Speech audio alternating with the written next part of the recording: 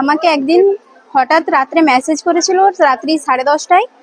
বলছিল যে তুমি বাংলা সেমিস্টারের ছাত্রী নাকি, তোমার নাম কি, সব জিজ্ঞাসা করার পরে বলছিল যে তোমার কোনো প্রবলেম আছে কি আমার সঙ্গে কথা বলার, আমার সঙ্গে বন্ধুর মতো মিশতে পারো, তা রাত্রে তুমি কি একা ঘুমাও, আর তুমি কি আমার সঙ্গে দেখা করতে পারবে, আর আমার সঙ্গে কথা বলছো বলে কাউকে বলবে না, কলেজের কাউকে যে আমি তোমাকে মেসেজ করেছিলাম, এই কথাটা কাউকে বলবে না।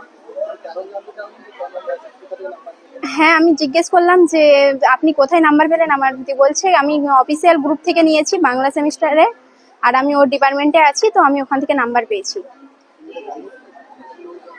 না, স্যারকে জানাইনি তো, আমি সিনিয়র দাদা দিদিকে জানিয়েছিলাম এসএফআই এর। না, এমনি ভার্বালি জানিয়েছিলাম। না, ফার্স্ট একদিনই মেসেজ করেছিল রাত্রে। হ্যাঁ, জিজ্ঞেস করেছিলাম, বললো যে আমি অফিসিয়াল গ্রুপ থেকে নাম্বার নিয়েছি। আর আমি বললাম যে কি দরকার তাহলে, বললো না আপনি এত রাত্রে মেসেজ করেছেন, বলছে না সেরকম কিছু দরকার নেই, এমনি তোমার সঙ্গে কথা বলবো বলে মেসেজ করলাম। হ্যাঁ, ওই অফিসের হচ্ছে স্যারের যে আছে অ্যাসিস্ট্যান্ট, সত্য সত্যরঞ্জন, সে মেসেজ করেছিল। ডিপিতে ছবি ছিল তো, তাই দেখে বুঝতে পারলাম। হ্যাঁ, আতঙ্কে তো আছি, কলেজে আসতে হয় না প্রতিদিন। তাকে কলেজ থেকে রাশ টিকিট করা হোক, এটাই চাই, আর কিছু না।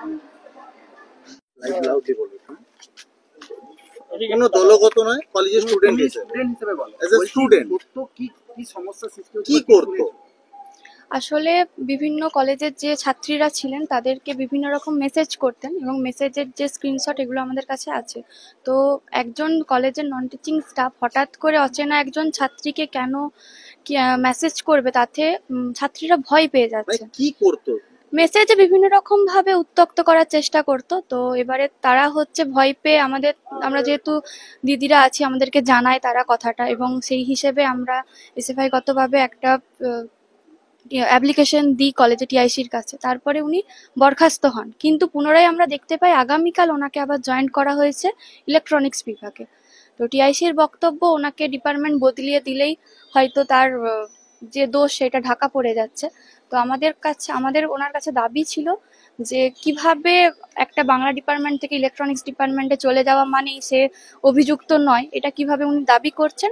আর ওনাকে পুনরায় উনি যেটা বলছেন যে কারো চাপে পড়ে উনি আবার তাকে এই কলেজে বহাল করেছেন, তো কাদের চাপে পড়ে উনি বহাল করেছেন, আর কেনই বা হঠাৎ করে উনি বহাল করলেন কিছুদিনের সাসপেন্ডের পর, এটার তো কোনো সুরাহা হলো না। আর উনি যে পুনরায় কোনো ছাত্রীকে এরকম ভাবে উত্ত্যক্ত করবেন না, সেটার কি গ্যারান্টি টিআইসি দিতে পারবেন? একটা বিষয় হলো, সারা রাজ্য জুড়ে যেরকম পরিস্থিতি, সেইখানে দাঁড়িয়ে একজন গ্রুপ ডি স্টাফ তিনি মহিলাদের নাম্বার, কলেজের ছাত্রীদের নাম্বার পেলেন কি করে, এবং মানে কেনই বা এই ধরনের ঘটনা ঘটালেন? এবং এটাও আমাদেরও প্রশ্ন, সেটা কি কলেজের যে ডকুমেন্ট সেখান থেকে কি উনি পেয়ে যাচ্ছেন এইগুলো, তাহলে কি কলেজ কর্তৃপক্ষের গাফিলতি এখানে কোথাও রয়ে গেছে? তো এটা আমাদেরও প্রশ্ন, তিনি এই নাম্বারগুলো পাচ্ছেন কি করে, কলেজের একাধিক ছাত্রীর নাম্বার উনি পাচ্ছেন কোথা থেকে, এটা আমাদেরও প্রশ্ন। এবং এই কলেজের মহিলারা কি সুরক্ষিত? এবং আমাদের সেই দাবি নিয়েই আমরা কালকে কলেজে বিক্ষোভ সাধারণ ছাত্রছাত্রীরা করেছিলাম, টিআইসির কাছে আমরা গিয়েওছিলাম। তো আমাদের দাবি ক্যাম্পাস সুরক্ষিত হোক, এবং মহিলাদের নিরাপত্তা ক্যাম্পাসেও সুরক্ষিত হোক, মেয়েদের নিরাপত্তা ক্যাম্পাসেও সুরক্ষিত হোক। কারণ আমরা বর্তমানে দেখতে পেয়েছিলাম আরজি করে যে ঘটনা ঘটেছিল সেটা তার ক্যাম্পাসের ভেতরেই হয়েছিল, তো ক্যাম্পাসের ভেতর থেকে আওয়াজ উঠুক। কি নাম? শাওলি দত্ত।